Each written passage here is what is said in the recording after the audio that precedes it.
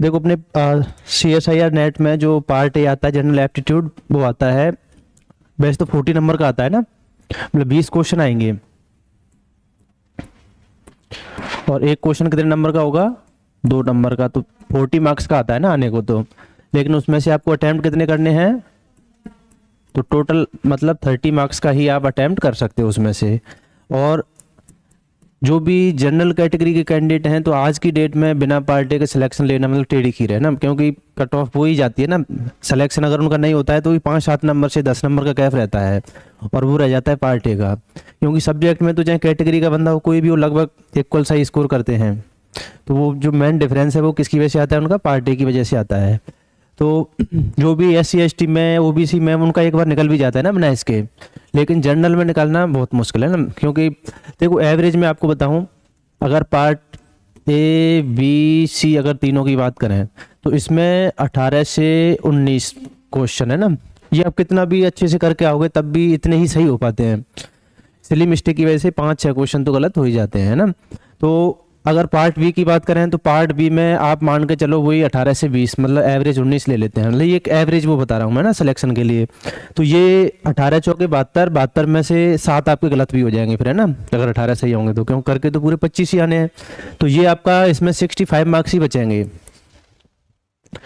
फिर अगर आप इसका करते हो, जैसे मान लो इसमें 25-26 क्वेश्चन तो करके आओगे तब जाके ना 18-19 सही होंगे। तो 19 दूनी 38, 38 में से आप 4 नंबर घटा दो ना, तो ये कितने बचेंगे? अब ये कितने हो गए मार्क्स जोड़ के? 99 हो गए। अब जनरल की एवरेज कट ऑफ कितनी जाती है? 110 नंबर। अब वो कितना गैप रहा? आप कितना भी जो लगा लो, पार्ट बी और सी में इतना ही 100 के लगभग स्कोर रहता है। गलत होते हैं उसमें ना। कई बार पार्ट बी इजी आ जाता है तो पार्ट सी हार्ड आ जाता है, मतलब दोनों में से एक तो हार्ड आता है, मतलब दोनों पार्ट इजी नहीं आते हैं। तो कुल मिला के उन दोनों का स्कोर 100 के लगभग रहता है। वो भी ऐसा नहीं हर किसी का पढ़ाई करने वाले का। कोई 100 मार्क्स लाना भी कोई छोटी मोटी बात नहीं है और कोई बहुत बड़ी बात भी नहीं है। कुल मिला के अगर जनरल कैटेगरी में सिलेक्शन लेना है तो यहाँ पर आपको पार्ट ए में कम से कम 10 से 15 क्वेश्चन लाने पड़ेंगे, बोर्ड नंबर लाने पड़ेंगे ना। अब 10 से 15 लाने के लिए आपके 7-8 क्वेश्चन एवरेज सही होने चाहिए। अब 20 में से 7-8 क्वेश्चन सही करना कोई बड़ी बात नहीं है। बस सही क्यों नहीं हो पाते? क्योंकि जिस रेशियो में आप पूरे पेपर को टाइम देते हो उस रेशियो में पार्ट ए को टाइम नहीं देते। जैसे पूरे पेपर के लिए अपने पास में 3 आवर हैं, तो आप पूरे जो है ना 2 घंटे 50 मिनट और इससे ज़्यादा पूरा पार्ट बी और सी में लगा देते हो। पार्ट ए के लिए आपने टाइम नहीं रखा तो होंगे कहाँ से सही? मान लो पार्ट ए कितना भी इजी आया हो, लेकिन जब आपने उसके लिए टाइम नहीं बचा के रखा तो होंगे सही कहाँ से होंगे क्वेश्चन उसमें, ये बताओ। तो पार्ट ए अगर आपको करना है तो कम से कम इसके लिए 20 से 25 मिनट मिनिमम, इतना अगर आप रिजर्व करके रखोगे तब तो इसमें आप 7-8 क्वेश्चन कर सकते हो। क्योंकि 15 क्वेश्चन है उसमें, 15 क्या 20 क्वेश्चन है। अगर आप रीड करोगे तो 30 मिनट तो रीड करने में लगेंगे ना। एवरेज आप 1 से 1.5 मिनट का टाइम मान के चलो, समझना भी होता है ना मैथमेटिक्स में। तो आपको कम से कम 20 से 25 मतलब 20 क्वेश्चन में 30 मिनट लग जाएंगे। तो मैंने तो फिर भी कम टाइम बताया है। अगर हम रेशियो में देखें तो इसके लिए कम से कम 30 मिनट का टाइम होना चाहिए। जैसे अगर इक्वल रेशियो में टाइम डिवाइड करें तो देखो अपना जो पूरा पेपर है वो 200 मार्क्स का है ना। 200 में से ये रहता है रेशियो 17 और 30 है ना, ये रहता है। अब पूरे 200 के लिए अपने पास में कितना टाइम है? 180 मिनट। मतलब एक क्वेश्चन के लिए, मतलब 1 मार्क्स के लिए 1 मिनट से थोड़ा सा ज़्यादा टाइम आएगा। 200/200 होता तो 1 हो जाता सीधा। तो अपने पास में ये कितने मार्क्स का है? 30 मार्क्स का है। तो 30 मार्क्स के लिए 30 मिनट से थोड़ा ज़्यादा टाइम तो रखना पड़ेगा ना अपने को, अगर हम नंबर के रेशियो में डिवाइड करें ना। तो 200 के लिए अपने पास में 180 मिनट हैं, तो कम से कम 30 मिनट के लगभग तो टाइम आपको पार्टी के लिए रखना पड़ेगा। अगर इतना टाइम आप देते हो पार्टी के लिए तो कोई भी बच्चा इसमें 7-8 क्वेश्चन सही कर सकता है। क्योंकि इसमें पहली बात तो यह है कि बच्चों को भ्रम है कि इसमें मैथमेटिक्स आता है, इसमें मैथमेटिक्स नहीं आता है। अगर इसमें मैथमेटिक्स आए तो देखो ये तो आपको बताया ना कि पार्ट ए सबके लिए कॉमन होता है। Physics, chemistry, math, zoology, botany जितने भी है ना सबके लिए कॉमन है, पार्ट एक जैसा ही आता है सबका। अगर इसमें मैथमेटिक्स आता तो जो बच्चे मैथमेटिक्स एग्जाम देते हैं तो उनके तो पूरे 30 में से 30 आने चाहिए ना, क्योंकि वो बच्चे तो उसी से मतलब मास्टर कर रहे हैं, उन्होंने बीएससी किया है, पीजी किया है उसी मैथमेटिक्स में। अगर मैथमेटिक्स आए तो वो तो 30 में से 30 ला सकते हैं पूरे, लेकिन उनके भी 20 नंबर नहीं आ रहे 30 में से। इसका मतलब, या जो बच्चे फिजिक्स से एग्जाम दे रहे हैं तो उनको भी मैथमेटिक्स आती है पूरी, है ना, लेकिन फिर भी उनके 20 नंबर नहीं आ रहे। इसका मतलब ये है कि इसमें मैथमेटिक्स तो नहीं आता। अगर मैथमेटिक्स आता तो उनके नंबर सबसे ज़्यादा आने चाहिए। तो इसमें ये भ्रम है केवल आपका ना कि मैथमेटिक्स आता है। इसमें केवल जो 10th क्लास है ना, अपनी 10th क्लास तक का मैथमेटिक्स है, और उसमें भी मोस्टली रीजनिंग आती है, मैथमेटिक्स के क्वेश्चन कम आते हैं। और एक तो मैथमेटिक्स होती है जो हम एकेडमिक में पढ़ के आते हैं ना 6ठी 7वीं 8वीं क्लास में, एक होती है कॉम्पिटिटिव मैथमेटिक्स, मतलब वो थोड़ी सी एकेडमिक से अलग, थोड़ी हटके होती है। तो इसमें एकेडमिक्स वाली नहीं आती है, एकेडमिक्स वाली आए तब तो हर कोई करके आ जाए, मतलब थोड़ी सी डिफरेंट आती है। और वो ऐसी आती है कि उसमें मैथमेटिक्स का कोई रोल नहीं है। अगर किसी बच्चे का दिमाग काम कर जाए तो आर्ट वाला क्वेश्चन को सही कर सकता है, और काम नहीं करे तो मैथमेटिक्स वाले का भी गलत हो जाएगा, यहाँ आएगा ही नहीं, उसको समझ में ही नहीं आएगा कि इसमें करना क्या है। मतलब कई बार ऐसे बिल्कुल फालतू के क्वेश्चन भी डाल देता है। जैसे अभी एक सीरीज डाली, सीरीज में क्या डाला उसने, सीरीज में डाल दिया, जैसे डाल दिया, सीरीज स्टार्ट की थी उसने 52, 63, 94, 18,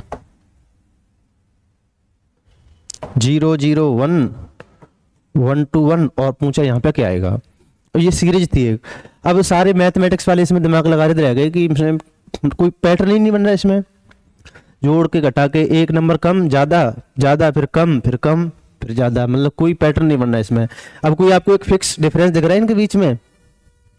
कोई फिक्स डिफरेंस नहीं आ रहा, कोई एक ना मल्टीप्लाई करने से आ रहा। अब इसमें दिमाग काम कर जाए तो एक आर्ट वाले का भी कर जाए, और काम नहीं करे तो उसने मैथमेटिक्स से पीएचडी पोस्ट डॉक्टरी क्यों ना किया हो, उसका भी नहीं करेगा काम। अभी एक सीरीज थी, पार्ट ए में आई थी ये सीरीज तो क्या होना चाहिए जनक इसमें?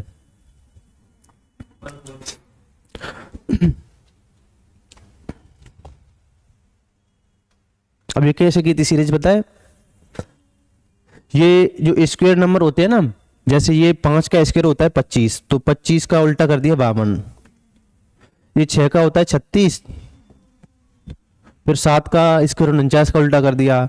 अब ये 11 का स्क्वायर था, उसका उल्टा 121 का 121 ही होगा। अब नेक्स्ट आएगा तो 144 आना चाहिए, लेकिन उल्टा करोगे तो कितना आ जाएगा 144 का? उल्टा भी करना पड़ेगा, है ना। तो अब इसमें बताओ कि मैथमेटिक्स का रोल है? बिल्कुल नहीं है। ये तो आर्ट वाले का दिमाग काम कर जाए तो कर जाए, और इसमें आर्ट वाले का ही दिमाग काम करेगा, मैथमेटिक्स वाले का तो करेगा ही नहीं। उसने तो सोचा भी नहीं होगा कि ऐसा भी हो सकता है तो मतलब कुछ ऐसे क्वेश्चन भी आते हैं जिनमें मैथमेटिक्स का कोई रोल नहीं होता है ना, बिल्कुल भी। तो पहली बात तो दिमाग से निकाल दो कि इसमें मतलब मैथमेटिक्स आती है ना, इसमें मैथमेटिक्स का ऐसा कोई खास रोल नहीं है। कोई एवरेज बच्चा भी अगर थोड़ा सा भी एफर्ट लगाए और इसके लिए 30 मिनट निकाले पार्ट डे के लिए, 7-8 क्वेश्चन कर सकता है। मतलब 5-6 क्वेश्चन डायरेक्ट इजी क्वेश्चन भी आते हैं, लेकिन वो तभी हो पाएंगे करण जब आप उसके लिए टाइम रिजर्व करके रखोगे ना उस रेशियो में। नहीं तो मोस्टली यही देखा है मैंने, बस लास्ट में 5 मिनट बचते हैं ना तब बच्चे देखते हैं, क्योंकि पार्ट सी पूरा टाइम खा जाता है आपका। तो इसमें थोड़ा सा आपको स्ट्रेटजी बना के चलनी पड़ेगी पहले से, कि मैं पार्ट सी के लिए कितना टाइम देना है, पार्ट बी के लिए कितना टाइम देना है, तब जाके आप पार्ट ए के लिए टाइम बचा पाओगे। अब जैसे मैं अपनी स्ट्रेटजी बताऊं तब तो आपका पेपर रह जाएगा, है ना, कर ही नहीं पाओगे आप। जैसे मैं तो पहले जाके पार्ट ए को ही करता हूँ, कम से कम 40 से 45 मिनट लगते हैं। अगर आप उस स्ट्रेटजी को फॉलो करोगे तो आपका सिलेक्शन नहीं हो पाएगा, क्योंकि आपके लिए पार्ट बी सी में टाइम कम पड़ जाएगा फिर। तो हर किसी की स्ट्रेटजी अलग अलग है, आपको अपनी स्ट्रेटजी से चलना है। जैसे मैंने फर्स्ट टाइम दिया था तो मेरी स्ट्रेटजी अलग थी, सेकंड टाइम दिया तो अलग थी, और अब देता हूँ तो स्ट्रेटजी अलग है। अब जैसे अभी मैंने लास्ट टाइम दिया था तो पहले जाके आधे घंटे सोया था एग्जाम में ना, तब जाके दिमाग फ्रेश हुआ थोड़ा सा, तब जाके एग्जाम दिया। क्योंकि इवनिंग शिफ्ट में था, अब दिन में पढ़ाने के बाद में सोने की आदत है ना, तो वो सोने की आदत थी उस टाइम पे तो दिमाग काम ही नहीं कर रहा, मतलब वहाँ पे ऐसे कंप्यूटर के सामने। तो पहले मतलब मैंने रेस्ट किया आधे घंटे, लेकिन उस स्ट्रेटजी को आप फॉलो नहीं कर सकते। समझ में आ गई बात? क्योंकि आपके पास टाइम लिमिटेड है। मेरा तो क्या है कि जैसे फिक्स है कि मेरे को कौन कौन सी यूनिट से क्वेश्चन करने हैं पार्ट सी में, फिक्स है मतलब विजन, ऐसे टाइम वेस्ट करना ही नहीं अपने को, तो कि उसके अलावा किसी यूनिट का आया नहीं देखना है, क्वेश्चन देखना ही नहीं है अपने को। 35-40 क्वेश्चन मुश्किल से देखने होते हैं, उनमें से हो जाते हैं आराम से। अब आपको पूरे 75 देखने पड़ते हैं, दिक्कत ये है। तो हर किसी की जो स्ट्रेटजी है वो अलग अलग है। तो आप पहले अपना स्ट्रेटजी बनानी है कि मेरे को इसमें इतना टाइम देना है, इसमें इतना टाइम देना है, तब जाके आप कर पाओगे। और पार्ट ए के लिए कोशिश करनी है कि 30 मिनट बचा के रखें, क्योंकि पार्ट बी सी के लिए आपका टाइम कम पड़ जाता है, ए के पास तो तब पहुंचोगे। तो सी बहुत ज़्यादा लेंदी हो जाता है ना, क्योंकि जब बच्चों से मना करो कि कम पढ़ के जाना है तो नहीं मानते, वो सारी यूनिट पढ़ के जाएंगे, और सारी यूनिट पढ़ के जाएंगे तो पार्ट सी पूरा टाइम खाएगा ही खाएगा, क्योंकि फिर आप पूरे 75 क्वेश्चन रीड करोगे, और पूरे 75 जो रीड करेगा उसके लिए डेफिनेटली टाइम कम पड़ेगा, क्योंकि पेपर तो लेंदी आता ही आपको पता है। तो अब हमें क्या करना है, पहले हम क्या करेंगे, जनरल एप्टीट्यूड में नंबर सिस्टम मतलब बेसिक बातें पढ़ते हैं, कोई मैथमेटिक्स नहीं है उसमें, जो आप ऑलरेडी पढ़ के आए हो 10th क्लास तक, बस वही है। इसमें 11th-12th का कुछ भी नहीं आता है, ओनली 10th क्लास तक का ही पढ़ना है इसमें। बस मैंने बताया ना, टाइम आपको बस निकाल के रखना है 30 मिनट, 7-8 क्वेश्चन हर कोई बच्चा इसमें कर सकता है। तो अब हम क्या करेंगे, अब नंबर सिस्टम से शुरुआत करते हैं।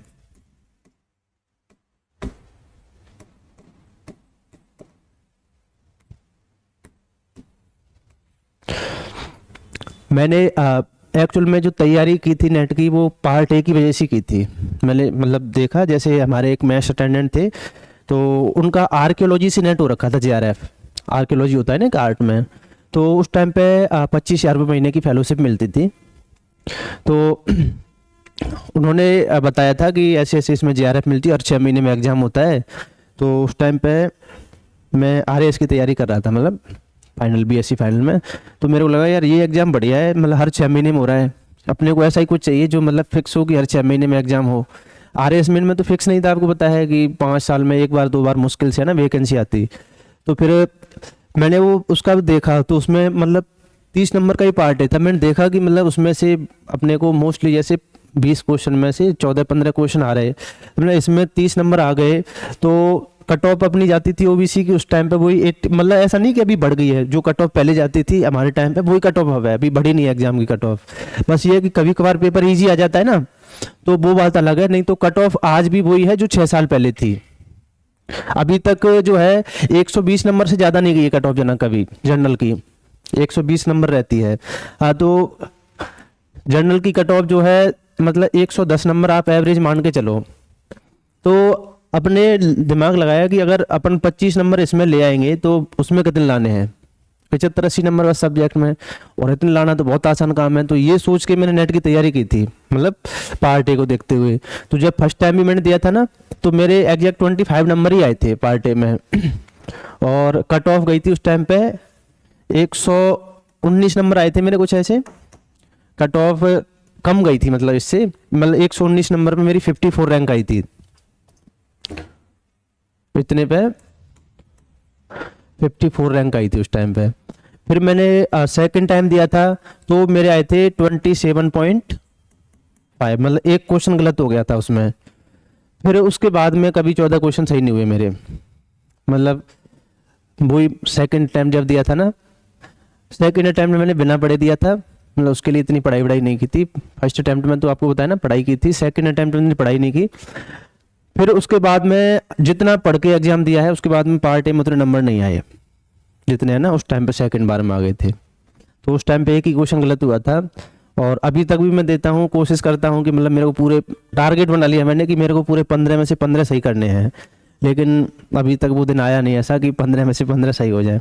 मतलब टारगेट बना लिया, उस टाइम पे कोई टारगेट नहीं था, मतलब ऐसे कि इसमें पूरे में से पूरे सही करने हैं। अब जब टारगेट बना लिया तो वो 15 में से 15 सही नहीं हो पा रहे, तो यही अपना आंकड़ा रहा था।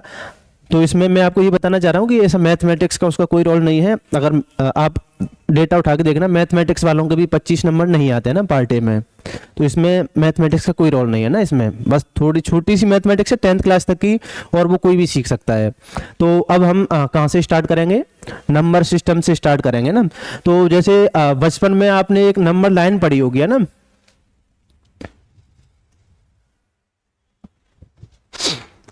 नंबर लाइन पढ़ी थी ऐसे, जैसे यहाँ तो होता था 0, फिर इधर चलते हैं राइट साइड में तो प्लस में चलते हैं ना नंबर, तो यहाँ पर जैसे +1, प्लस लगाने की जरूरत नहीं है वैसे, +2 +3 +4 डॉट डॉट डॉट, यहाँ पर ऐसे होता था इनफाइनाइट। फिर इधर चलते थे तो -1 -2 -3 -4 और डॉट डॉट डॉट, ये इधर इनफाइनाइट, ऐसे है ना। तो ये मिड में जो है ना 0 है। तो जितने भी नंबर्स हैं उन सबको हमने डिवाइड कर रखा है ना अलग अलग में। जैसे हम स्टार्ट करते हैं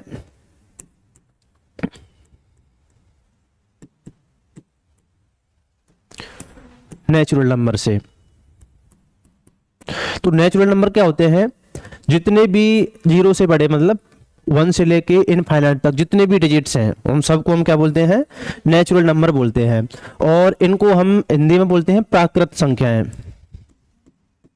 ये तो पढ़ी होंगी ना, क्या? हाँ ये आए थे ना उस टाइम पे। तो मैं बता रहा हूँ 10th क्लास तक का ही मैथमेटिक्स है।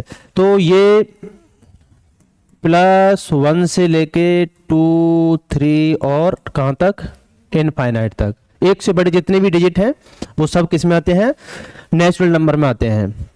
फिर दूसरा आपका है ना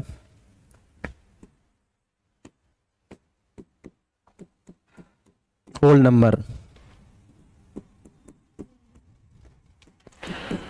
इसको बोलते हैं हम पूर्ण संख्या।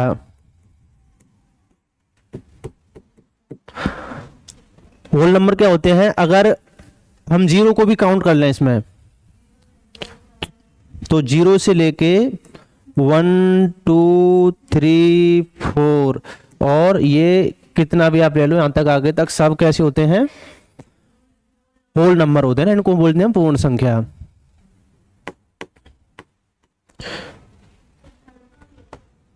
कुछ क्या इसमें थर्ड, फिर हो गया आपका इंटीजर नंबर, इसको क्या बोला जाए, पूर्णांक संख्या। तो प्राकृत, पूर्ण और पूर्णांक, नेचुरल, होल और इंटीजर। इसमें आप इन माइनस वाली को भी काउंट कर लो, तो -3 -2 -1 0 2 3 और ये आगे कितनी भी ले सकते हो आप इनफाइनाइट तक। इनको हम क्या बोलते हैं, इंटीजर्स बोलते हैं, है ना। इंटीजर्स बचपन में आया होगा, ये भी इंटीजर्स भी आपने अवकलन समाकलन के साथ में देखा होगा, है ना। डिफरेंशिएशन और इंटीग्रेशन पढ़ा होगा ना। तो देखो अब ये कुछ भी नहीं है ना, अब यहीं पे क्वेश्चन कैसे बना देता है, स्टेटमेंट बेस्ड क्वेश्चन बना देता है।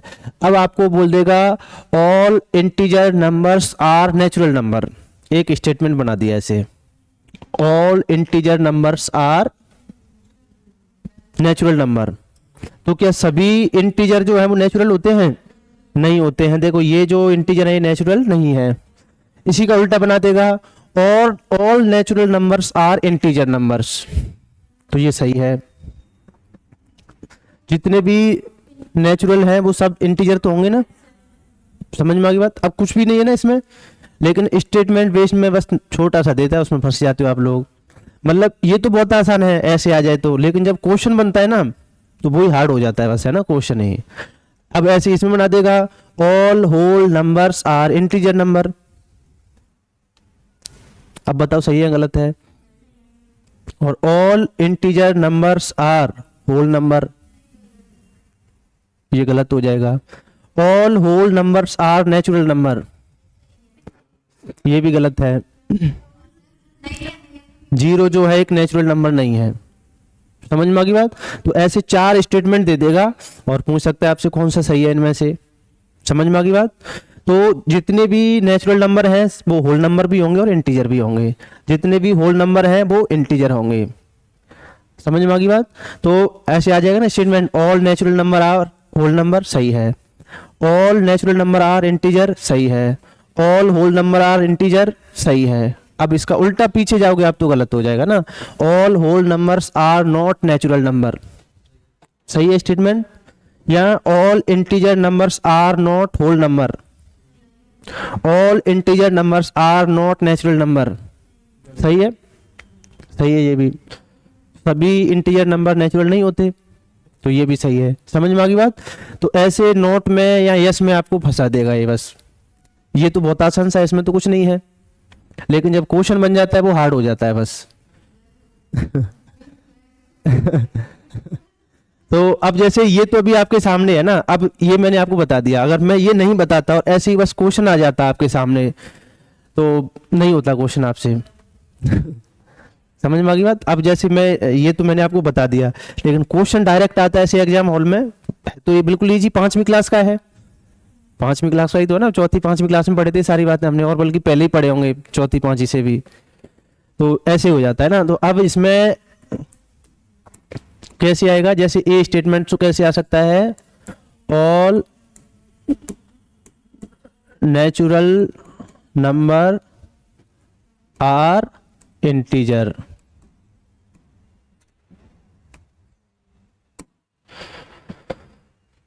और बी कैसे आ सकता है, all natural number are whole number, all whole number are integer लिख देते हैं इसको ना, एक ऐसे दे सकता है,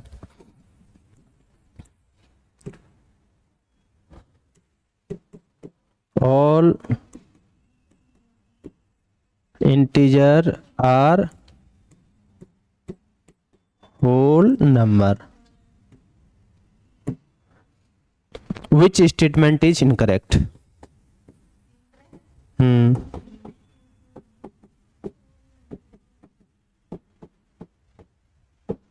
इनकरेक्ट बताना है, कौन सा हो जाएगा। देखो ये सही है, सारे नेचुरल नंबर इंटीजर होते हैं, सारे नेचुरल नंबर होल नंबर भी होते हैं, और सारे होल नंबर इंटीजर होते हैं, तो ये वाला क्या हो गया, गलत हो गया। समझ में आ गई बात। ऐसे आसान से क्वेश्चन आते हैं और आसान से क्वेश्चन में ही हम फंस जाते हैं। अगर आपने पार्ट ए के लिए टाइम नहीं रखा तो चाहे भले कितना भी आसान हो, क्वेश्चन होगा कहाँ से।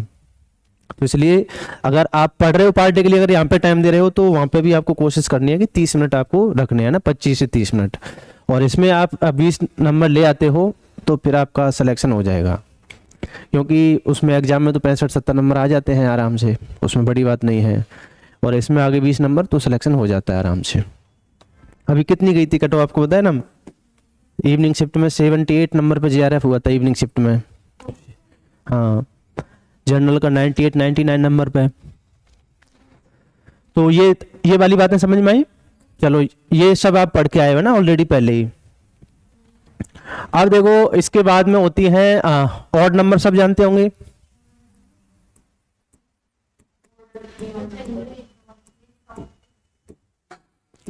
ऑड नंबर, इसको हम क्या बोलते थे,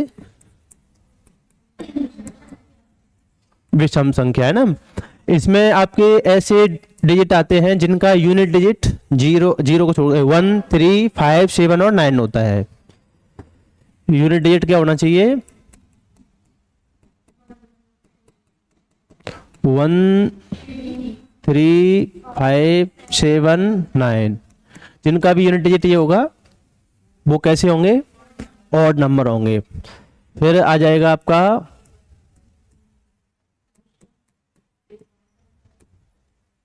इवन नंबर, इसको हम क्या बोल देंगे, सम संख्या। अब ये देखो तीसरी चौथी क्लास की चीजें सब, तो इनका यूनिट डिजिट क्या होना चाहिए, या तो 2 से डिवाइड हो ये, या फिर यूनिट डिजिट क्या हो 0, 2, 4, 6, और जिनका भी इकाई अंक क्या होगा 0, 2, 4, 6, 8 होगा, वो सम संख्या होती है। तो ये सम हो गई है ना। फिर इसके अलावा होती हैं प्राइम नंबर, ये भी पढ़ा है, क्या होता है प्राइम नंबर को क्या बोलते हैं हम?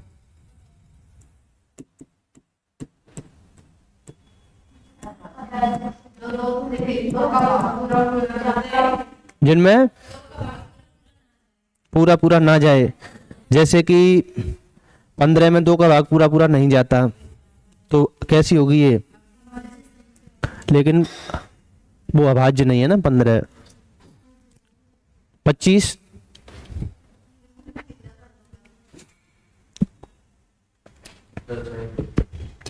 खुद का और एक का ही करें। अभाज्य संख्या होती है जिसमें या तो खुद का ही भाग जाए बस, या फिर एक का जाए, उसको बोलते हैं ना।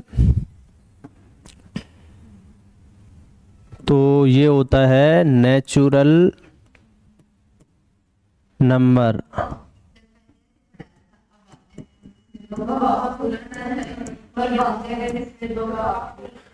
ये भाज्य भाज्य का नहीं पढ़ाया था, इस सम और विषम का पढ़ाया था। यही पढ़ाया था। नेचुरल नंबर अदर देन 1, एक के अलावा कोई भी संख्या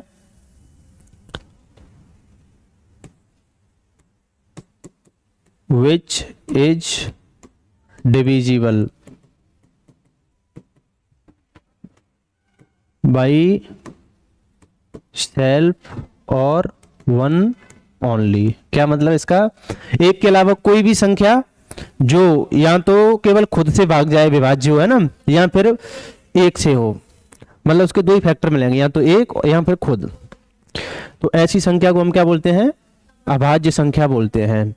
अब अभाज्य संख्या की बात करें तो एक तो होती नहीं है, एक के अलावा बात की जा रही है ना, तो एक से बड़ी कौन सी होगी अब? 2, तो 2 भाज्य होगी या नहीं होगी?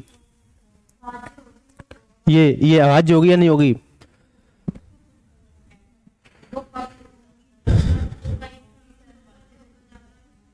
अभाज्य होगी। तो 2 में केवल या तो खुद का ही जाता है या एक का जाता है भाग, इसके अलावा और किसी का नहीं जाता ना। 3 होगी। 4 में देखो एक का भी जाता है, 2 का भी जाता है और 4 का भी जाता है, तो 4 नहीं होगी, है ना। 5 होगी। 6 उसमें 1 2 3 6 इतने का 7 होगी। फिर 9 नहीं होगी ना, 1 2 3 का जाता है उसमें। 11 13 17 19 29 31 23 बच गई। हाँ 23 और लिखो इसमें, 23 29 31 33 होगी। 33 में जाता है ना, 11 का जाता है ना। 37 होगी। 41। तो टोटल 25 के लगभग ऐसी संख्या है जो 1 से 100 के बीच में आती है ना, जो प्राइम नंबर होती है ना, 25 नंबर है ऐसे। तो ये संख्याएं हैं जो आगे भी आप देख सकते हो जिसमें किसी का भाग नहीं जाएगा ना, जैसे 43 होती है, इसके बाद में फिर 47 होती है, फिर 53 होती है। तो ऐसे टोटल 25 संख्या हैं जो कैसी होती हैं? प्राइम नंबर होती हैं।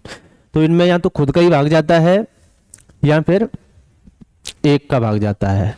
अब इसमें देखो ये तो कोई बड़ी चीज नहीं है, ये आप ऑलरेडी पढ़ के आए हो ना पहले से ही, इसमें कोई नई बात नहीं है। अब नई बात क्या है इसमें?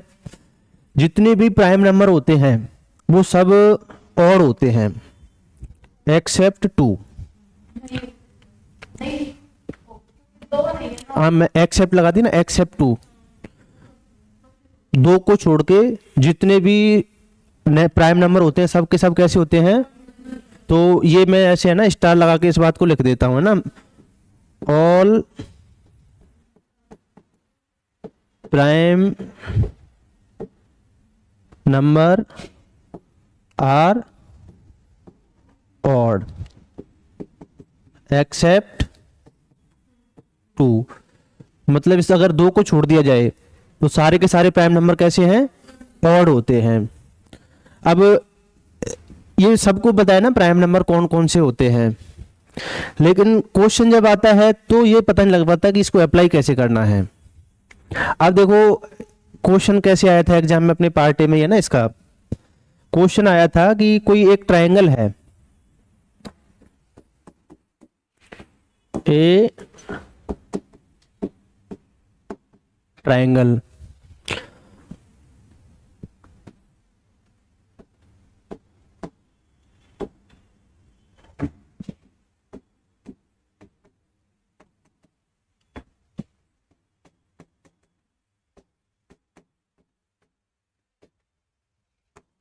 कोई ट्रायंगल है, उसके जितने भी एंगल हैं सब प्राइम नंबर में हैं। समझ में आ गई बात? 3 एंगल होते हैं एक ट्रायंगल में, और तीनों के तीनों कैसे हैं? एक प्राइम नंबर में हैं। तो उसमें आपका आया था which angle can not be possible, कौन सा एंगल पॉसिबल नहीं हो सकता है, तो ना उसका। तो देखो ए बी सी और डी, यहाँ पर आया था आपका 29, 59, 89 और एक आया था, एक बड़ा आया था कुछ 149 कुछ ऐसे था, है ना, ये था। ये ऑप्शन दिए गए थे आपको। ए होगा तो कौन सा उस ट्रायंगल का एंगल नहीं हो सकता? ए वाला नहीं हो सकता।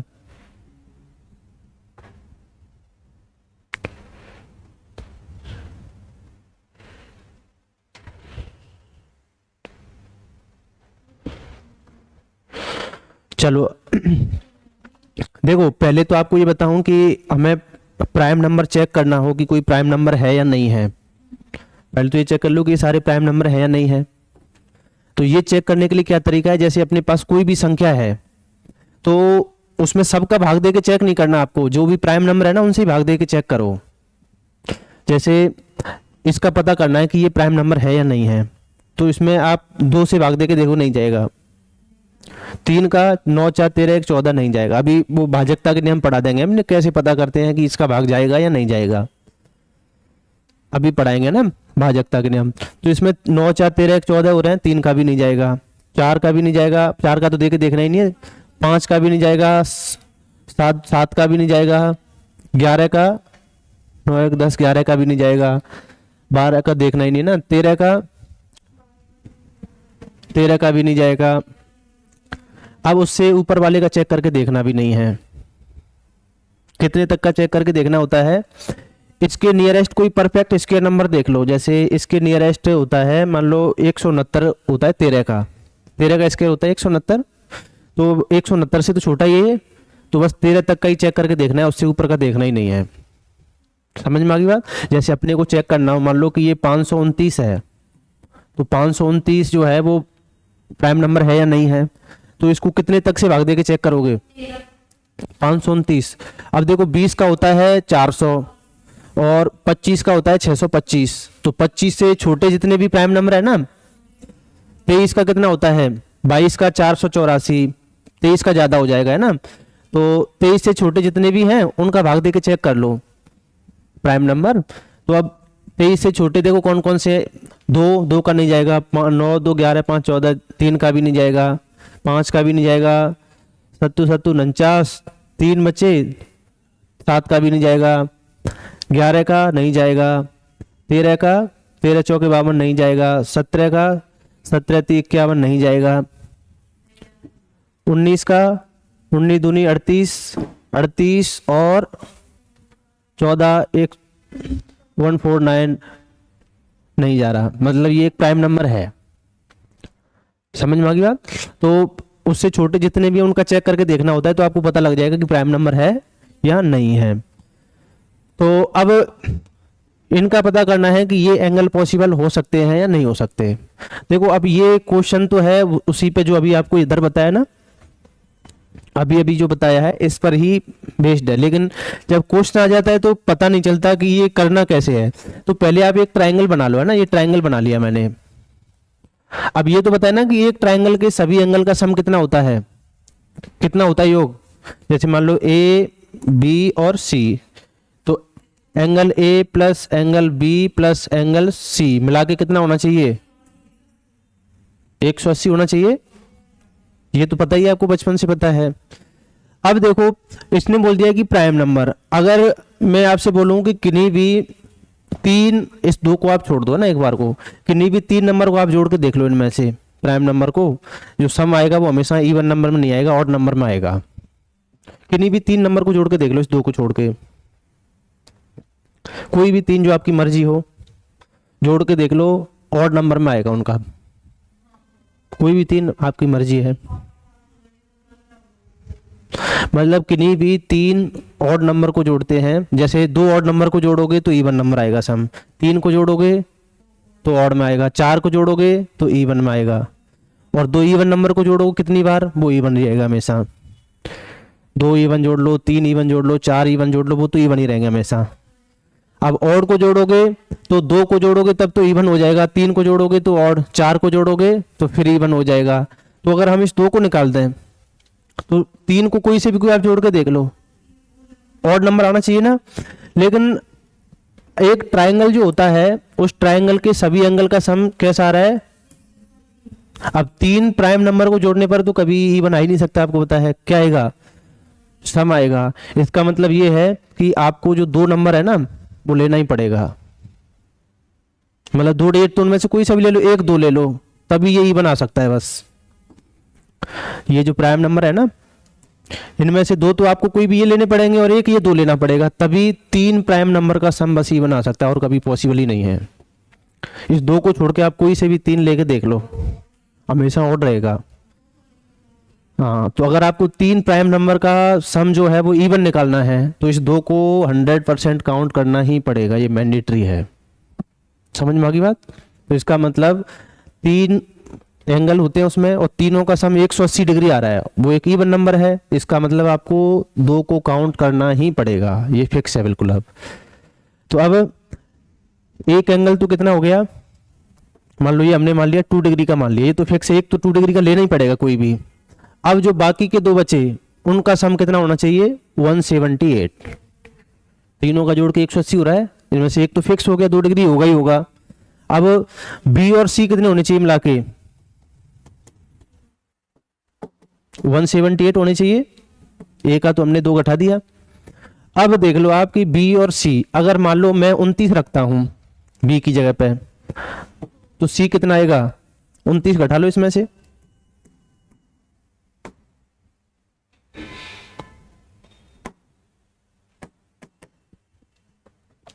वन 149 आएगा ना। तो पहले तो ये देखो कि 149 जो है एक प्राइम नंबर है या नहीं है। तो 149 चेक करके देखा था अभी, कितने का जा रहा था? 149 में नहीं जा रहा था, किसी का भी नहीं जा रहा था। तो 1 2 3 का नहीं जा रहा है ना, 4 का नहीं जाएगा, 5 का नहीं जाएगा, 7 का नहीं, 13 तक ही चेक करना था, उससे ऊपर चेक करना भी नहीं था ना। 11 का जाएगा नहीं, 13 नहीं जाएगा, तो 29 ये हो सकता है ना। अब देखो 59 हो सकता है क्या? तो 59 को घटा के देखो इसमें से,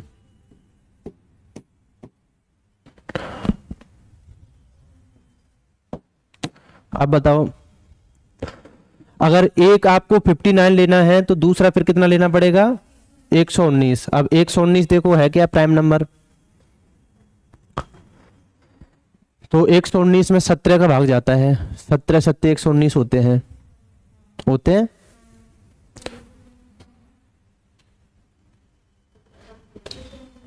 तो इसका मतलब ये नहीं हो सकता है ना, ये नहीं हो सकता। और यहां पर ये 149 हमने चेक कर लिया था है ना, 89 में जाता है, किसी का नहीं जाता।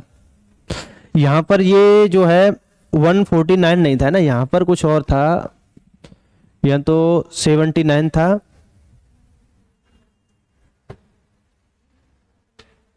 79 कुछ ऐसे था ना यहाँ पर।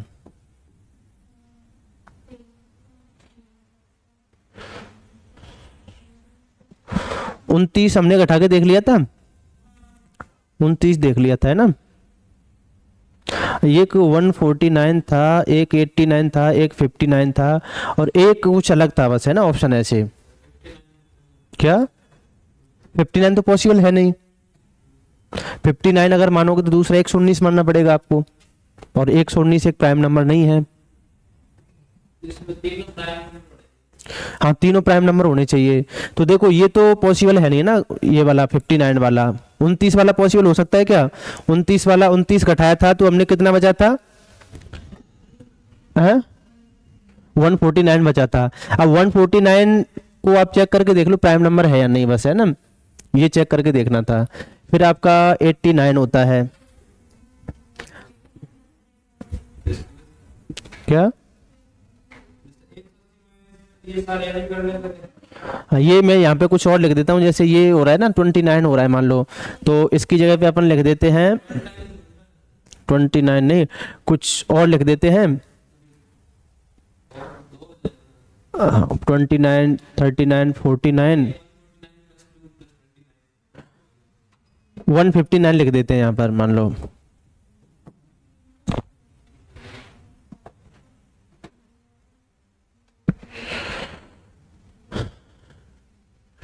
वन 159 भी है क्या पॉसिबल?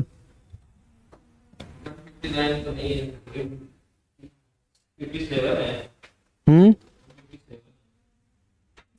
चलो 157 लिख देते हैं यहाँ पे, ठीक है, ऐसे लिख देते हैं, मतलब ये आए थे नंबर, ठीक है। अब आपको बताना था कि इनमें से कौन से एंगल पॉसिबल हो सकते हैं। तो देखो ये भी पॉसिबल नहीं होगा, क्योंकि जब आप इसको घटा के निकालोगे तो 21 बचेगा लास्ट में, ना, और 21 एक प्राइम नंबर नहीं है। इसको निकालोगे तो 29 बचेगा, तो 29 तो हो सकता है, प्राइम नंबर नहीं है। और इसको घटाओगे तो देखो 2 घटाओगे तो दोनों एंगल 89 89 के हो सकते हैं। 178 में से 89 घटाओ तो 89 बचेगा, तो 89 भी एक प्राइम नंबर ही है। तो इसमें 2 आंसर दिए गए थे, मतलब, है ना, ये भी सही था और ये भी सही था, दोनों एंगल पॉसिबल हो सकते हैं। 149 का भी हो सकता है और 89 का भी हो सकता है। Which angle can not be possible, चलो इसको कर लो कैन बी पॉसिबल, है ना, कैन बी पॉसिबल कर लेते हैं।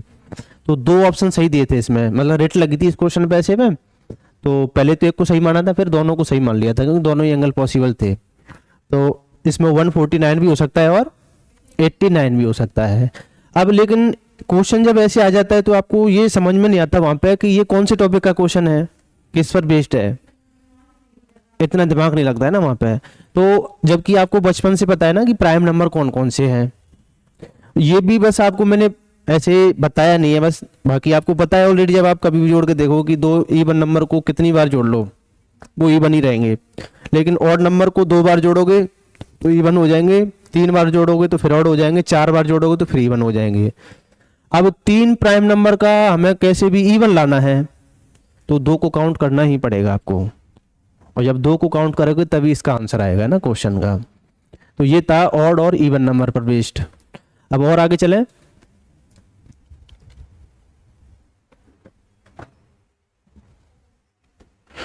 हाँ, तो अब अपने पास कौन कौन से नंबर हो गए देखो, नेचुरल हो गए, होल नंबर हो गए, इंटीजर हो गए, ऑड हो गए, इवन हो गए और प्राइम हो गए। तो ये हम पता कैसे करेंगे कि ये प्राइम नंबर है या नहीं है? तो उसके आसपास का कोई भी एक स्क्वायर नंबर देख लो और उससे छोटे से ही उसको डिवाइड करके देखना है ना प्राइम नंबर से। समझ में आ गई बात? अब जैसे मैं आपको दे दूं, मान लो 400, मैंने दे दिया मान लो 389 और आपको बोल दिया कि ये और प्राइम नंबर है या नहीं है। तो अब इसके नियरेस्ट संख्या जो पूर्ण वर्ग होती है वो 400 होती है, परफेक्ट स्क्वायर नंबर। अब 400 का होता है कितना? 20। तो 20 से छोटी जितनी भी प्राइम नंबर है उनसे डिवाइड करके देख लो बस इसको। तो 8 9 17 3 20, 3 से डिवाइड नहीं हो रही। अभी भाजकता के नियम बताएंगे आपको, है ना, तब पता लगेगा कि कौन सी संख्या डिवाइड होगी कौन सी डिवाइड नहीं होगी। तो 20 कुल मिला के बात यह है कि 20 से छोटी संख्या है उनसे ही डिवाइड करके देख लो बस इसको, है ना, वो भी प्राइम नंबर से ओनली 19 तक। अगर किसी से डिवाइड हो रही है तब तो ये प्राइम नंबर नहीं है, और किसी से भी डिवाइड नहीं हुई तो ये प्राइम नंबर है। ठीक है, तो सबसे चेक करके नहीं देखना होता है, बस उससे छोटी से चेक करके देख लो। तो ये तो चेक करने का तरीका हो गया ना प्राइम नंबर का। अब इसके अलावा होता है कंपोजिट नंबर।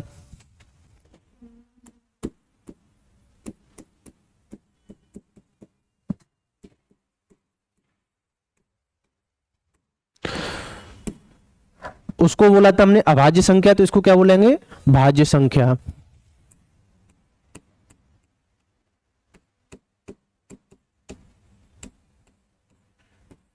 ये हो गई भाज्य संख्या। तो भाज्य संख्या में कम से कम 3 संख्याओं का भाग जाएगा, जिसमें केवल 2 का ही जाए, एक मतलब एक या तो एक का या खुद का, वो तो होती है प्राइम नंबर। जिसमें जिसके कम से कम 3 फैक्टर होंगे उसको बोलेंगे हम भाज्य संख्या या कंपोजिट नंबर। जैसे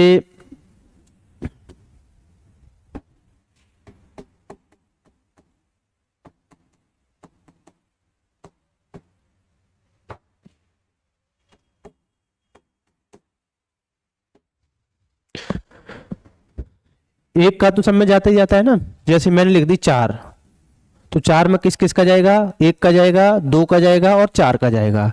तो एक और खुद के अलावा कोई एक फैक्टर और होना चाहिए उसका, तो 3 हो जाएंगे टोटल। ऐसे कम से कम 4 हो जाए, 5 हो जाए वो चलेगा ना, लेकिन कम से कम 3 होने चाहिए। तो 4 हो गया, 5 तो उसमें ही आ गया था प्राइम में, 6 हो गया, देखो इसमें 1 का, 2 का, 3 का और 6 का, इतने का जाता है ना। फिर 8 हो गया, 9 हो गया, 10। अब बताओ जो 1 है वो प्राइम होगा या कंपोजिट होगा? हाँ, 1।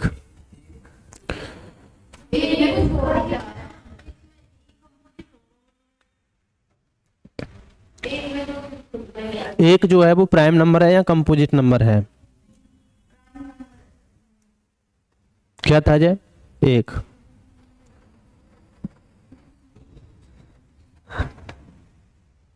तो 1 जो है वो ना तो प्राइम नंबर है ना कंपोजिट नंबर है, ना तो उसमें आया था 2 से स्टार्ट किया था ना, और यहाँ 4 से स्टार्ट है। तो प्राइम नंबर टोटल 25 थे ना, 1 से लेके 100 तक।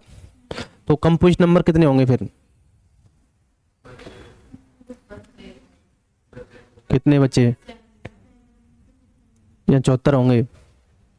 मैंने बताया एक तो किसी में आता ही नहीं है, तो 74 बचे ना। तो आगे आप समझदार हो ना, जितने भी इसमें इवन नंबर है वो सारे आ जाएंगे अब यहाँ से आगे, और ऑड नंबर भी आएंगे बीच में, जो प्राइम नंबर के अलावा छूट गए हैं वो ऑड नंबर भी आ जाएंगे इसमें ना। जैसे 49 है, तो 49 होगा या नहीं होगा? होगा, 49 में 7 का जाता है ना। और 69 में किसका जाता है? किसी का नहीं जाता है ना।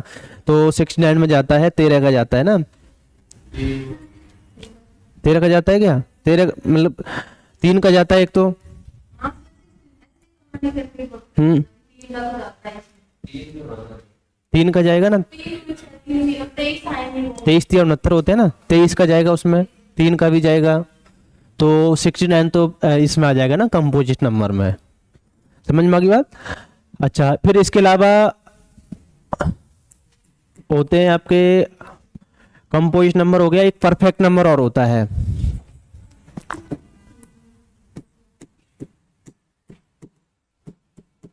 परफेक्ट नंबर, इसको बोलते हैं हम संपूर्ण संख्या या परिपूर्ण संख्या। प्राकृत, पूर्ण, पूर्णांक और ये संपूर्ण। तो ये परफेक्ट नंबर क्या होता है?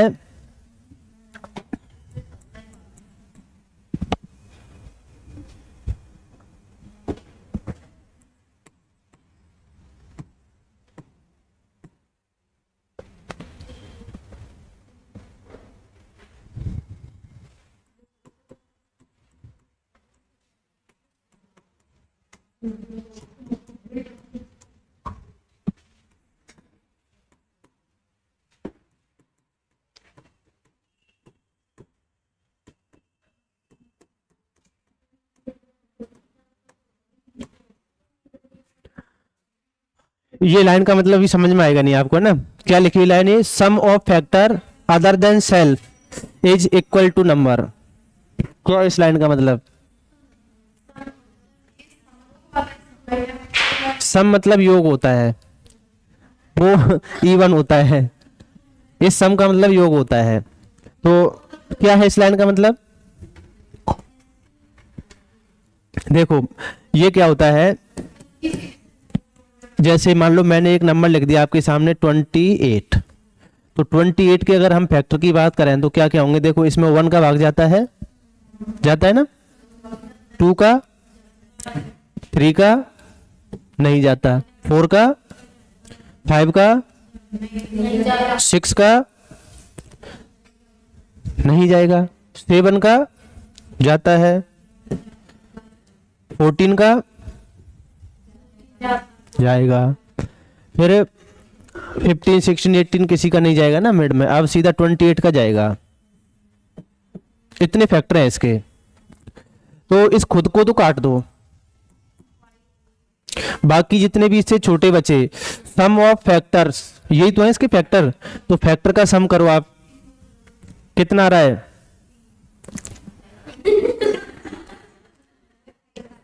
कितना आ रहा है, 28 आ रहा है। अब उस लाइन का मतलब देखो, sum of factor other than self, मतलब खुद के अलावा जो बाकी के फैक्टर हैं उनका सम इक्वल होना चाहिए नंबर के, खुद के बराबर है, तो ऐसे नंबर को हम क्या बोलते हैं, परफेक्ट नंबर बोलते हैं। समझ में आ गई बात।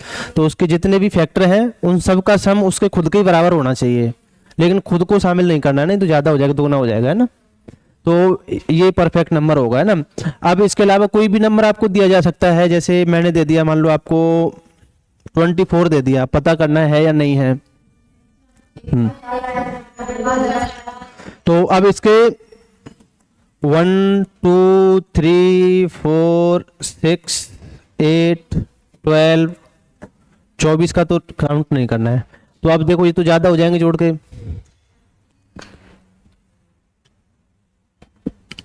ज्यादा हो जाएंगे ना,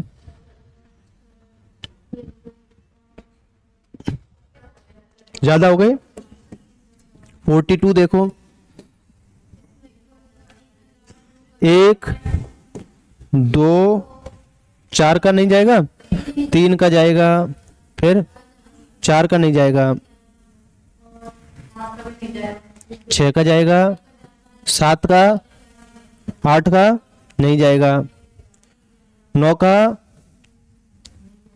10 नहीं जाएगा। अब फिर सीधा किसका जाएगा, तो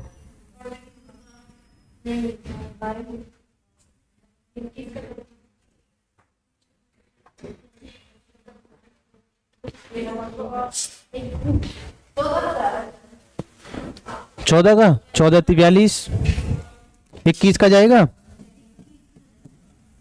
इसके अलावा किसी का नहीं जाएगा, फिर तो 42 का ही जाएगा। अब ये कितने हो गए जोड़ के, ज्यादा निकलेंगे, ज्यादा ही निकलेंगे, यही हो गए 14 7 21 21 42, तो यही हो गए। इसका मतलब ये भी एक परफेक्ट नंबर नहीं है। समझ में आ गई बात, तो परफेक्ट निकाल लोगे अब।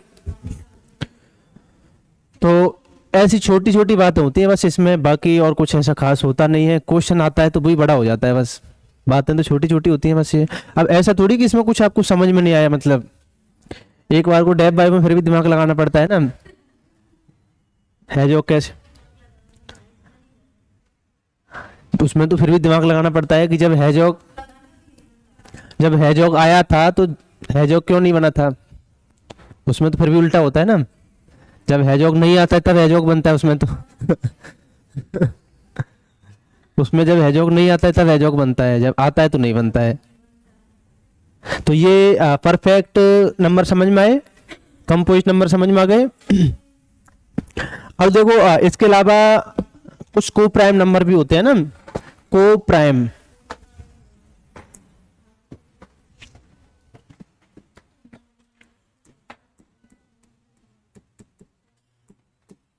इनको हम बोलते हैं सह अभाज्य। ये ऐसे नंबर होते हैं जिनमें कुछ कॉमन नहीं होता है, जैसे कि मैंने लिख दिया 2 और 3 ये एक पेयर है। अब बताओ ये को प्राइम नंबर है या नहीं है? तो को प्राइम है, दोनों में कुछ कॉमन है? कुछ भी कॉमन नहीं है। किसी संख्या का भाग जाता है, एक को तो हम काउंट करते ही नहीं है, इसके अलावा किसी का भाग जाता है दोनों में सेम नंबर का? नहीं जाता।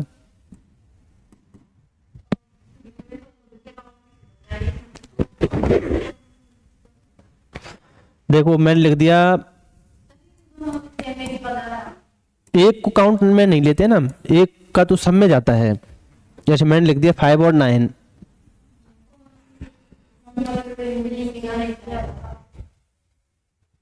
तो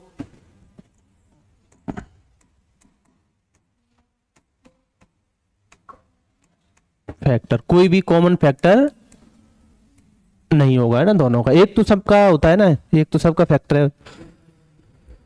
तो 5 और 9 दोनों में कुछ कॉमन है? किसी का भाग जाता है दोनों में सेम संख्या का? नहीं जाता।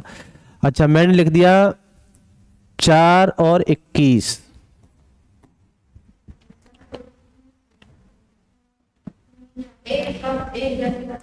हाँ एक का तो काउंट में लेना ही नहीं है आपको। जा रहा है किसी का? नहीं जा रहा। तो ये भी कैसी हो जाएंगी? को प्राइम नंबर हो जाएंगे, है ना। तो को प्राइम नंबर की खास बात ये होती है कि इनका जो एलसीएम आपको करना होना तो डायरेक्ट मल्टीप्लाई कर दो, वही एलसीएम होता है। जैसे 2 और 3 का एलसीएम निकालना हो आपको तो 6 हो जाएगा ना सीधा सीधा। 5 और 9 का एलसीएम निकालना हो, 21 और 4 का निकालना हो, और को प्राइम नंबर का एचसीएफ हमेशा 1 होगा क्योंकि कॉमन फैक्टर 1 ही होता है बस दोनों का। तो एचसीएफ कितना होगा? 1 होगा, और एलसीएम दोनों का मल्टीप्लाई है। समझ में आ गई वाली बात? तो ये थे आपके को प्राइम नंबर। अब आपको यहीं पर एचसीएफ और एलसीएम बताए जाए फिर, है ना। अभी टाइम कितना हो गया है? 57 मिनट। 57 मिनट लायक पढ़ाया तो नहीं आपको भी, है ना? क्या? चलो ये तो आपके हो गए को प्राइम नंबर। अब इसके अलावा फिर एचसीएफ बचे हैं, एलसीएम बचे हैं इसमें। तो एचसीएफ एलसीएम यहीं पे बता दें फिर, यहाँ पहले आप इसको बनाओ, बताओ।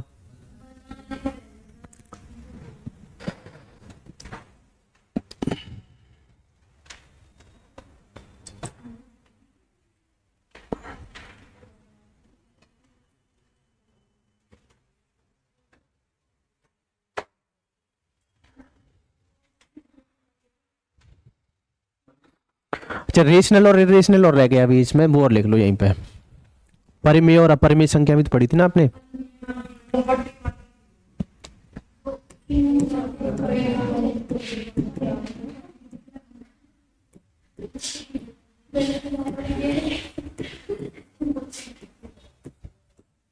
परिमेय संख्या है ना। तो परिमेय संख्या क्या होती है? जिनको हम P अपॉन Q की फॉर्म में लिख सकते हैं। तो देखो ये जो ऊपर वाली संख्या होती है इसको तो बोलते हैं हम अंश, और नीचे वाली को बोलते हैं हर। जनक आप इंग्लिश मीडियम से या हिंदी मीडियम से?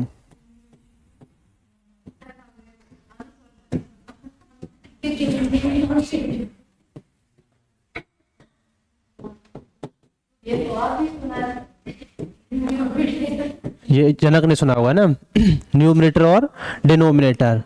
तो उसका जो डिनोमिनेटर है ये बराबर नहीं होना चाहिए जीरो, जीरो नहीं होना चाहिए ना। तो जिसको अपन P अपन Q की फॉर्म में लिख सकें और Q बराबर नहीं होना चाहिए जीरो, तो उसको हम बोलते हैं रेशनल नंबर। तो कोई भी जो संख्या है वो रेशनल नंबर हो सकती है। जैसे मैंने लिख दिया 2/4 लिख दिया, मान लो 5/8 लिख दिया, तो ये रेशनल नंबर हो जाएंगे। या फिर अब बताओ ये जो मैंने लिख दिया 7, ये रेशनल है या नहीं है? ये भी रेशनल है।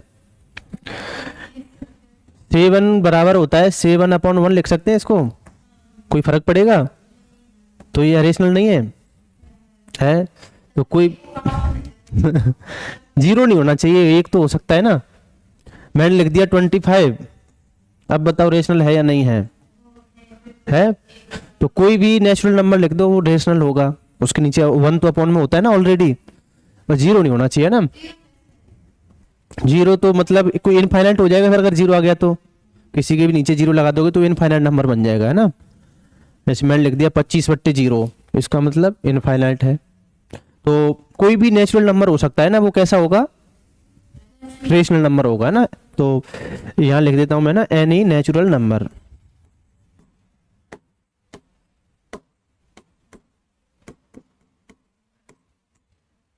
समझ में आ गई वाली बात। तो ये तो आपको पता है, बस यहीं फंस जाते हैं। जैसे 7 आ गया तो आपको लगता है इसके नीचे तो कुछ है ही नहीं, जबकि 1 ऑलरेडी होता है। जैसे जिसका कोई नहीं होता उसका ऊपर वाला होता है ना, ऐसे जिसका ऐसे इसके नीचे वाला होता है 1। तो ये तो हो गया रेशनल नंबर, है ना। फिर होता है इर्रेशनल नंबर।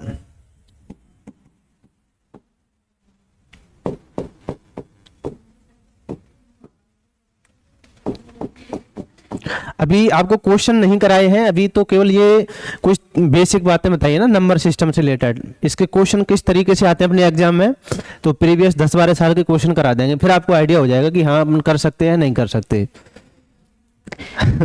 तो ये वैसे भी आपके छोटे मोटे कंपटीशन में भी काम आते हैं ना। तो ये नॉर्मल मैथमेटिक्स तो बहुत सारे, जैसे मान लो कोई यूजीसी नेट का एग्जाम दे रहा है या राजस्थान सेट का पेपर आता है ना, तो उसमें भी है ये पूरा पूरा राजस्थान सेट में भी।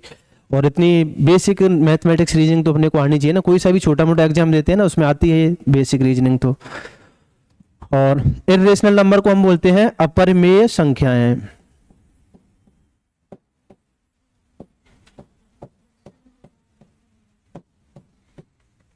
अपरिमेय संख्या, तो अपरिमेय संख्या क्या होती है, जिसको हम P/Q की फॉर्म में नहीं लिख सके।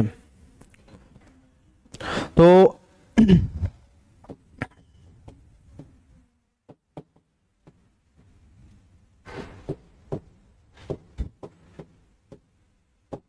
देखो बहुत बढ़िया डेफिनेशन है ये। परिमेय संख्या के अलावा जो परिमेय नहीं है वो क्या होगी, अपरिमेय होगी। जो परिमेय नहीं हो वो क्या होगी, अपरिमेय होगी। मतलब जो रेशनल नहीं है वो क्या होगा, इर्रेशनल नंबर होगा। तो इसमें क्या होता है, जैसे मैंने लिख दिया पाई, पाई ये जो 4 पाई होती है ना उसके नीचे, हाँ मतलब जैसे ये कोई बड़ी चीज नहीं है। जैसे जिंदगी में आपसे बहुत सारे लोग क्वेश्चन करते हैं कि जिंदगी में आपने क्या खोया क्या पाया, क्वेश्चन करते हैं ना, तो बहुत आप शालीनता से जवाब दे सकते हो कि जो दूध से बनता है वो तो है खोया, और जो खाट के नीचे लगता है वो है पाया। लोग क्वेश्चन करते हैं ना क्या खोया क्या पाया जिंदगी में। अच्छा अब देखो ये पाई जो होती है, तो पाई की जो वैल्यू होती है ये होती है 22.7, 22.7 या 22/7, 22/7 ठीक है। तो 3.45 डॉट डॉट डॉट पाई की वैल्यू तो बहुत होती है, कभी खत्म नहीं होती है ना। तो ये इनफाइनाइट डेट तक आप चलते जाओ। पाई डे भी आता है एक, पता है ना आपको, कब आएगा पाई डे, ये याद रखना नहीं पड़ता। पाई की वैल्यू होती है 22/7, तो कब आएगा, 22 अगस्त को। 22 तारीख 7वें महीने में आएगा। क्या मतलब आप गलत तरीके से याद करते चीजों को ना, क्या पाई की वैल्यू होती है 22/7, तो 22 अगस्त को आएगा। अगस्त होता है या कौन सा होगा, जुलाई के बाद में कौन सा आता है, अगस्त तो 8वां महीना होता है। 7वां महीना कौन सा होता है, तो जुलाई को आएगा। तभी तो मेरा बर्थडे 8वें महीने में आता है, 8वां महीना अगस्त है, ये 7वां महीना है ना, तो 22 जुलाई को आएगा ना पाई डे।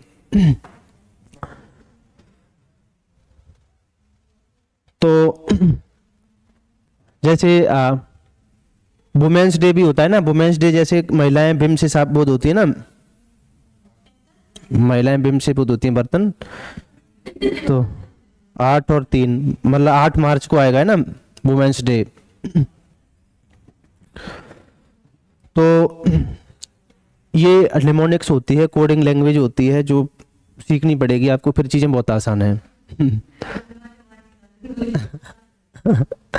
ये कोडिंग लैंग्वेज है, आपको 1 महीना लगेगा कम से कम सीखने में, फिर आप सीख गए तो जो डेटाबेस चीज़ें होती है ना वो फिर बहुत आसान है, रटने वाली चीज़ें जो एक बार बना लो कंसेप्ट कभी भूलोगे ही नहीं, है ना।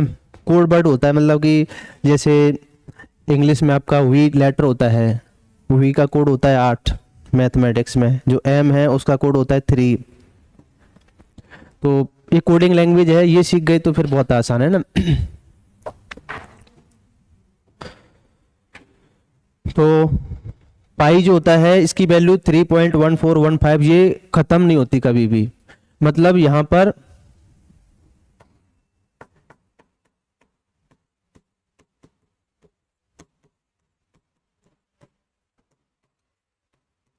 ऐसा रिपीटेशन मिलेगा जो कभी खत्म ही नहीं होगा।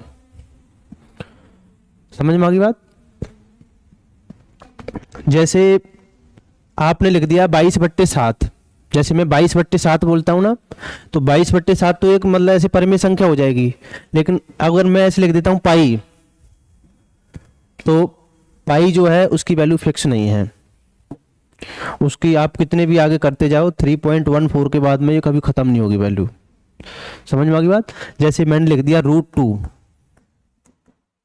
अब √2 की होती है 1.41, कभी खत्म नहीं होगी, ये करते जाओ आगे कितना भी। समझ में आ गई बात। तो उसका जो है कभी अंत नहीं होना चाहिए संख्या का, आप आगे सॉल्व करते जाओ। अब जैसे आप 22 को 7 से डिवाइड करोगे ना तो कभी खत्म नहीं होने वाला, आप डिवाइड करते जाओ करते जाओ, ये आगे रिपीट होते जाएंगे नंबर, ऐसे कभी खत्म नहीं होगा फिर वो। तो आपको पता है ना पाई डे पर एक प्रतियोगिता आयोजित होती है ना, एक क्विज, तो उसमें लोग पाई की वैल्यू सुनाते हैं, मतलब इसके बाद में 3.14, कौन कितने ज़्यादा डिजिट सुना सकता है इसके बाद में। तो जैसे IIT में हुई थी तो मेरा फ्रेंड भी था, उसने सुनाए थे, उसने 350 नंबर याद किए थे इसके बाद में, मतलब 3.14 के बाद में 350 नंबर आगे सुनाए थे उसने कि ये आते हैं। उसका कोई और शुरू तो नहीं, कितने भी याद कर लो, वो तो बातें तो फालतू की हैं, लेकिन वो क्विज आयोजित होती है एक पाई डे पर ऐसे, तो उसमें आप भी याद कर सकते हो, कोई भी कर सकता है, लेकिन अपने तो काम के नहीं, जो मैथमेटिक्स वाले हैं ना वो पढ़ते हैं इन चीज़ों में, तो पाई की कितने डिजिट आगे आप याद कर सकते हो, क्योंकि वो ऐसे रिपीट नहीं होते ना, ऐसे सीधे सीधे उल्टे सीधे आते हैं फिर आगे, है ना। जैसे 1415 आ गया, फिर मान लो 19 आ गया, कुछ भी आ सकता है, ऐसे फिक्स नहीं है। तो वो तो जैसे आप कैलकुलेटर से या किसी से भी गूगल पे भी मिल जाएंगे आपको, है ना। पाई के जो निकालोगे ना, पाई की वैल्यू निकालोगे तो गूगल पे मिल जाती है ना कौन कौन से डिजिट आते हैं। तो ये रेशनल नंबर हो गया और इर्रेशनल नंबर हो गया। अच्छा, तो यहीं पे आपको फ्रैक्शंस और बता देते हैं ना, यहीं पे फ्रैक्शन मिल गए या नहीं मिले, कितने मिल गए, कभी खत्म नहीं होंगे वो तो। हाँ हाँ, तो वो खत्म होंगे ही नहीं। तो ये देखो आप, फिर इसके बाद में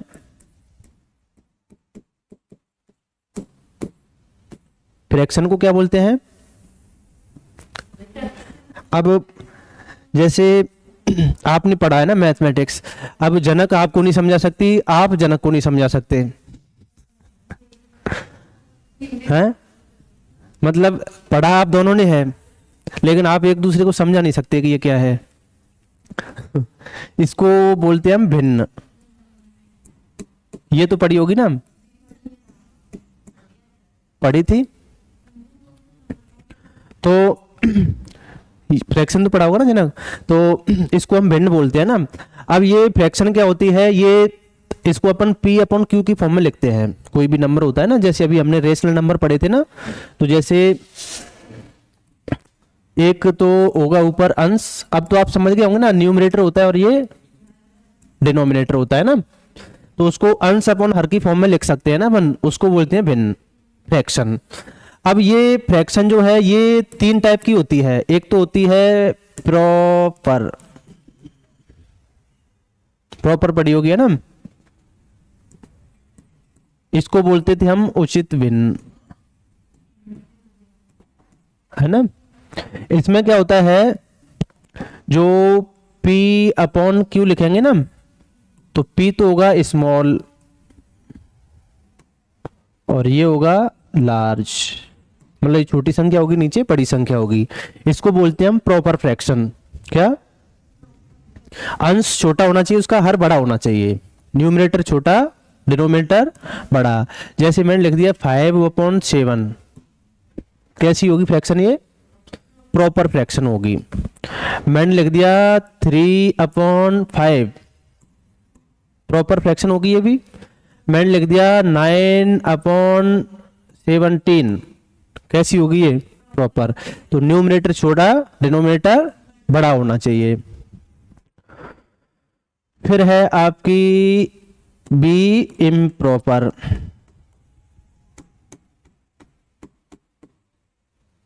इसको हम क्या बोलेंगे अब ये इम्प्रॉपर वर्ड तो आपने इंग्लिश में भी पढ़ा होगा ना, किसी के साथ अनुचित व्यवहार नहीं करना चाहिए ना। हाँ तो इसमें भी लिखेंगे तो ऐसे इसको P अपॉन Q की फॉर्म में, लेकिन ये बड़ा होगा, ये छोटा होगा। आप कैसे लिखेंगे इसको, जैसे इसको उल्टा कर दो, 7/5, ये 5/3, 17/9, न्यूमरेटर और डिनोमिनेटर, न्यूमरेटर बड़ा डिनोमिनेटर छोटा। तीसरी होती है मिक्स्ड।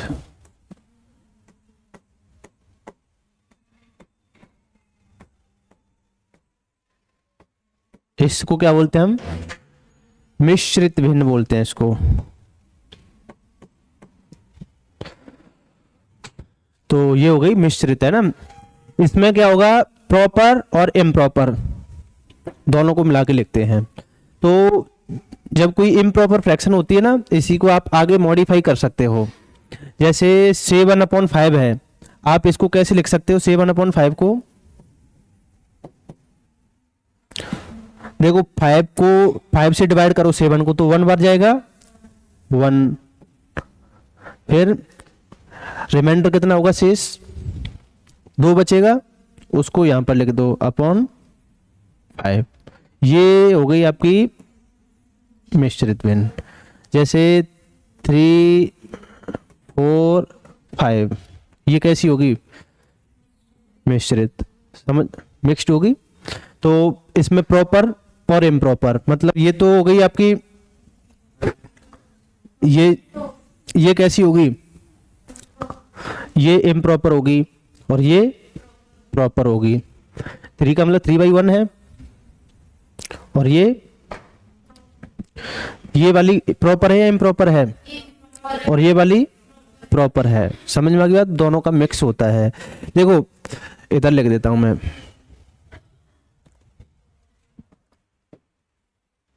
देखो जब हम किसी को डिवाइड करते हैं ना, जैसे मैंने 7 को डिवाइड किया 5 से, है ना, तो इसको हम ऐसे लिखते हैं,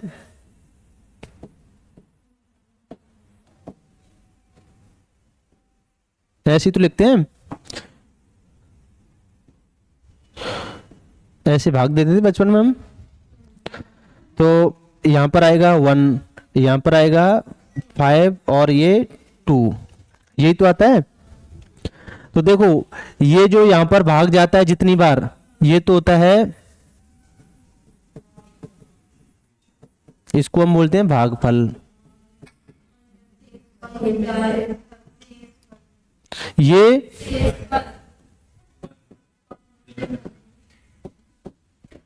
इसको बोलते हैं,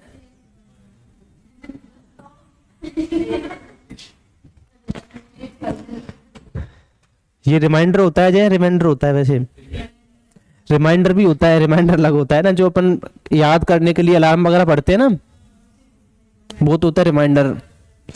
और ये होता है रिमाइंड, मतलब शेष होता है ना, उसी से बना है रिमाइंडर। और ये जो आपको दिख रहा है, ये इसको क्या बोलेंगे ये इसको बोलते हैं भाजक। यही तो इसको विभाजित करता है, तो ये हो गया भाजक।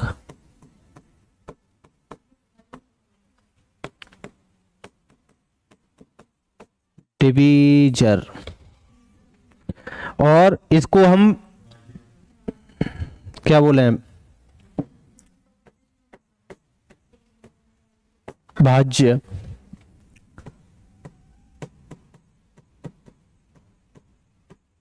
ये इतने सारे होते हैं। अब हिंदी वालों को भी पता है, इंग्लिश वालों को भी पता है, लेकिन दोनों एक दूसरे को समझा नहीं सकते हो बस। भाज्य वाले को ये नहीं पता है डिविडेंड क्या होता है, डिविडेंड वाले को ये नहीं पता है भाज्य क्या होता है, तो इसको बोलते हैं लैंग्वेज बैरियर। फिर इसके लिए आता है एक ट्रांसलेटर, पता है ना। हाँ, तो ये सब बातें समझ में आ गई। बाकी जो पार्ट है मैथमेटिक्स से आता है, ये दोनों मीडियम में आता है ना, हिंदी मीडियम में भी आता है और इंग्लिश मीडियम में आता है। और यही एक ऐसा पार्ट है जिसको हिंदी में भी कर सकते हो आप, इंग्लिश में भी कर सकते हो।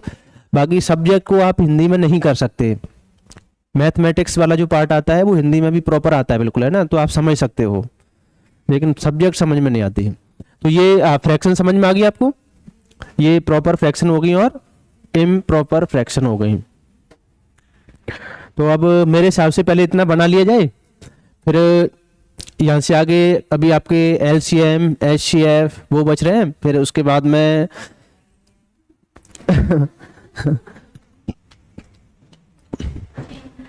तो ये तो बिल्कुल बेसिक बात है, इसमें कुछ नया नहीं पढ़ाया है मैंने, सब चीजें वही पुरानी है, लेकिन जब क्वेश्चन आता है तो बस वही नया हो जाता है।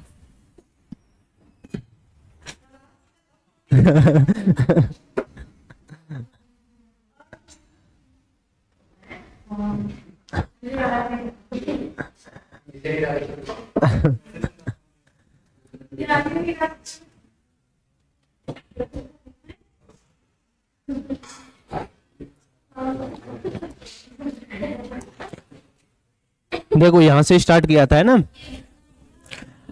ये तो नहीं लिखना है आपको, है ना, ये तो ऐसे ही बताया था। देखो यहां से लिखना था, ये फर्स्ट वाली स्लाइड है अपनी, फिर सेकंड वाली स्लाइड हो गई, ये उसका एप्लीकेशन बताया था, फिर ये थर्ड वाली स्लाइड में, ठीक है, ये हो गया ना ऑड इवन नंबर, फिर नेक्स्ट ये उसका एप्लीकेशन बताया था ना प्राइम नंबर का, फिर ये कंपोजिट परफेक्ट नंबर, और उसके बाद में को प्राइम, रेशनल, इरेशनल, और ये फ्रैक्शन हो गए, 3 टाइप की, है ना, यही था लास्ट क्या। हाँ, तो बस यही पढ़ाया जो आपको आता है, आपको आता है तो सब कुछ है मैथमेटिक्स में।